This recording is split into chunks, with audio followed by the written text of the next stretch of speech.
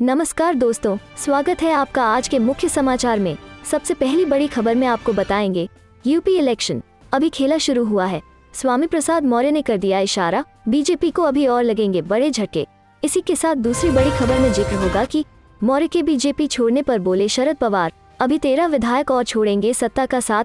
तीसरी बड़ी खबर में आपको बताएंगे कि किसान नेता राकेश टिकैत का हमला, बेरोजगारी का बहुत बुरा हाल, सब संस्थाएं देश की बेची जा रही हैं। दोस्तों, हर एक खबर की गहराई में आपको ले जाएंगे, लेकिन उससे पहले अगर आपको भी ऐसा लगता है कि भाजपा की उल्टी गिनती शुरू हो चुकी है तो आप अभी इस वीडियो को लाइक कीजिए और इस लाल बटन को दबाकर चैनल को सब्सक्राइब करके घंटी बजाइए और कमेंट में लिखे जय हिंद। यूपी इलेक्शन अभी खेला शुरू हुआ है। स्वामी प्रसाद मौर्य ने कर दिया इशारा, बीजेपी को अभी और लगेंगे बड़े झटके। जी हाँ दोस्तों, उत्तर प्रदेश में होने वाले विधानसभा चुनाव से पहले भारतीय जनता पार्टी को बड़ा झटका लगा है। स्वामी प्रसाद मौर्य ने योगी कैबिनेट के साथ साथ भाजपा से भी इस्तीफा दे दिया है। राज्यपाल को त्यागपत्र सौंपने के तुरंत बाद अखिलेश यादव संग उनकी एक तस्वीर आई, जिसमें सपा प्रमुख ने स्वामी प्रसाद मौर्य के समाजवादी पार्टी में शामिल होने की पुष्टि की। स्वामी प्रसाद मौर्य योगी सरकार में श्रम मंत्री थे। सपा में शामिल होते ही उन्होंने इशारा कर दिया कि भाजपा में बड़ी भगदड़ मचने वाली है। स्वामी प्रसाद मौर्य ने कहा कि अभी खेला शुरू हुआ है, 1-2 दिन में खेल का परिणाम आएगा। भाजपा से नाता तोड़ने के बाद स्वामी प्रसाद मौर्य ने कहा, भाजपा द्वारा उपेक्षा के कारण फैसला लेना पड़ा, मुझे कोई पछतावा नहीं है। सुबह ही मैं दिनेश शर्मा और बंसल जी से मिला। 1-2 दिन के अंदर इंतजार करिए, अभी तो खेला शुरू हुआ है, 1-2 दिन में खेल का परिणाम आएगा। उन्होंने आरोप लगाया कि मंत्रिमंडल में तमाम बंदिशें थी, खुलकर काम नहीं करने दे रहे थे। हालांकि मेरे साथ ऐसी बात नहीं थी। उन्होंने कहा कि अफसरशाही की गलती नहीं होती है, ये लोग सीएम के इशारे पर काम करते हैं। नेता की नीति और नियम तय करते हैं कि अधिकारी कैसे काम करते हैं। स्वामी प्रसाद मौर्य के इस्तीफे के बाद माना जा रहा है कि भाजपा को कई और बड़े झटके लग सकते हैं। सूत्रों की माने तो आयुष मंत्री धर्म सिंह सैनी समेत 4 विधायक भी स्वामी प्रसाद मौर्य के साथ समाजवादी पार्टी में जा सकते हैं। सूत्रों की माने तो कानपुर देहात से बीजेपी विधायक भगवती प्रसाद सागर को स्वामी प्रसाद मौर्य के आवास पर देखा गया है। ऐसे में अटकलें लगाई जा रही हैं कि वो भी स्वामी प्रसाद मौर्य की राह अपना सकते हैं। साथ ही मंत्री दारा सिंह चौहान भी भाजपा छोड़ सकते हैं। इतना ही नहीं, तिलहर से भाजपा विधायक रोशन लाल वर्मा भी सपा में जा सकते हैं। शाहजहांपुर के तिलहर से बीजेपी विधायक रोशन लाल खुद स्वामी प्रसाद मौर्य का इस्तीफा लेकर राजभवन पहुंचे थे। उन्होंने मौर्य की चिट्ठी दिखाते हुए कहा, स्वामी जी का स्वास्थ्य ठीक नहीं था, इसलिए नहीं आए, हम इसके बाद इस्तीफा देंगे। चलते हैं अगली खबर की तरफ। मौर्य के बीजेपी छोड़ने पर बोले शरद पवार, अभी 13 विधायक और छोड़ेंगे सत्ता का साथ। जी हाँ दोस्तों, उत्तर प्रदेश में शरद पवार की नेशनलिस्ट कांग्रेस पार्टी यूपी चुनाव में किस्मत आजमा सकती है। इस बात का संकेत खुद पार्टी के मुखिया और वरिष्ठ नेता शरद पवार ने दिए हैं। उन्होंने एक प्रेस कॉन्फ्रेंस में कहा कि यूपी में हालात बदल रहे हैं और लोग बदलाव चाहते हैं। मुझे लगता है कि यूपी में सपा अपने सहयोगियों के साथ मिलकर सरकार बनाएगी। उन्होंने ये भी कहा कि वो यूपी के चुनाव प्रचार में भी हिस्सा लेंगे। स्वामी प्रसाद मौर्य के बीजेपी से इस्तीफा देने को लेकर कहा, जिस तरह से उन्होंने इस्तीफा दिया है और जल्द ही 13 विधायक उनके साथ सपा में शामिल होंगे, ये बताता है कि यूपी में बहुत बड़ा बदलाव होने जा रहा है। पवार ने कहा, मौर्य का इस्तीफा अभी शुरुआत है, आगे और भी बहुत कुछ होगा। आने वाले दिनों में आप देखेंगे कि ऐसे और भी चेहरे बीजेपी को झकझोरेंगे। उन्होंने सोशल मीडिया पर चुनाव प्रचार को लेकर कहा कि जिस तरह से चुनावी कार्यक्रम में गड़बड़ी हुई है, उससे बीजेपी को फायदा होगा, जिसके पास सारे संसाधन हैं। मैं उस पर ज्यादा बात नहीं करूंगा। उत्तर प्रदेश के मुख्यमंत्री योगी आदित्यनाथ के 80 बनाम 20% की लड़ाई पर भी उन्होंने निशाना साधा। शरद पवार ने कहा, मैंने यूपी के सीएम का बयान सुना, 80% साथ हैं और बाकी 20%। ये कथन ऐसा है जैसे हम केवल 80% का प्रतिनिधित्व करते हैं। बीजेपी का पूरा जोर यूपी के चुनावों पर ध्रुवीकरण है। अपने नेताओं के माध्यम से वे इस तरह के और मुद्दों को उठाने की कोशिश कर रहे हैं। मुझे यकीन है कि यूपी के लोग इसका समर्थन नहीं करेंगे। चलते हैं अगली खबर की तरफ। किसान नेता राकेश टिकैत का हमला, बेरोजगारी का बहुत बुरा हाल, सब संस्थाएं देश की बेची जा रही हैं। जी हाँ दोस्तों, किसान नेता राकेश टिकैत ने सरकार पर हमला करते हुए कहा कि बेरोजगारी का बहुत बुरा हाल है, सब संस्थाएं देश की बेची जा रही हैं। राकेश टिकैत ने कहा कि सरकार जनता को मुफ्त में राशन न दे, बल्कि रोजगार दे। इस सरकार ने जनता को 2.5 किलो अनाज देकर देश की संस्थाएं बेच दी। सरकार रोटी को भी तिजोरी में कैद करना चाहती थी, लेकिन समय रहते किसान समझ गया और सरकार के एजेंडे को कामयाब नहीं होने दिया। वहीं किसान नेता ने कहा कि अगला आंदोलन इस बात पर होगा कि प्रधानमंत्री और मुख्यमंत्री किसी पार्टी के लिए काम न करें। दरअसल राकेश टिकैत लगातार ये आवाज उठा रहे हैं कि प्रधानमंत्री देश के होते हैं, सबके होते हैं, ठीक ऐसे ही मुख्यमंत्री भी सबके होते हैं, वो किसी पार्टी के नहीं होते। इसलिए किसी भी प्रधानमंत्री या मुख्यमंत्री को किसी एक पार्टी के लिए काम नहीं करना चाहिए। चलते हैं अगली खबर की तरफ। यूपी चुनाव को लेकर लालू की बेटी का नारा कमल रखो नुमाइश में, अखिलेश रहेंगे 22 में, ट्राई करो 27 में।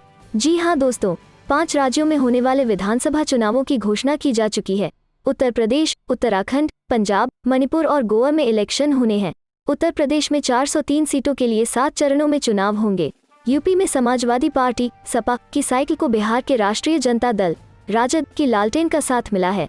पहले चरण के मतदान से पहले बिहार के पूर्व मुख्यमंत्री लालू प्रसाद यादव की बेटी रोहिणी आचार्य सक्रिय हो गई हैं।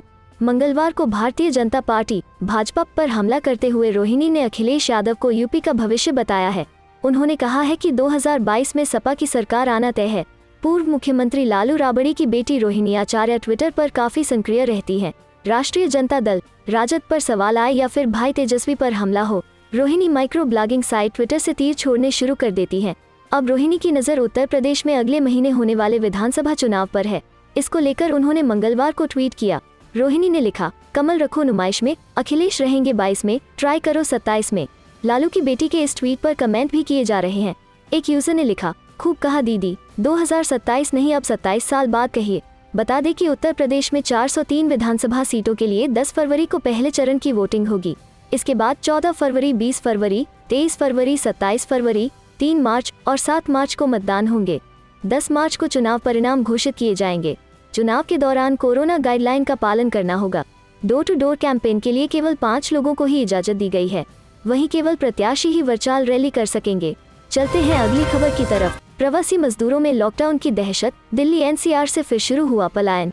जी हां दोस्तों, एनसीआर सहित पूरे देश में तेजी से बढ़ते कोरोना संक्रमण के मामलों के बाद दोबारा लॉकडाउन लगने की आशंकाओं के डर से प्रवासी मजदूरों ने एक बार फिर से पलायन शुरू कर दिया है। पलायन का ताज़ा नज़ारा मंगलवार को गुरुग्राम में देखने को मिला है, जब कोविड पाबंदियों और लॉकडाउन की दहशत के बीच दिहाड़ी मजदूर घर लौटते नजर आए। कोरोना महामारी की तीसरी लहर को नियंत्रित करने के लिए पहले लगाए गए नाइट कर्फ्यू और अब नई पाबंदियों ने प्रवासी श्रमिकों की दिक्कतें और बढ़ा दी है। काम धंधे प्रभावित होने और गत वर्ष लगाए गए लॉकडाउन में हुई दिक्कतों के मद्देनजर प्रवासी मजदूर अब अभी से पलायन करने लगे हैं।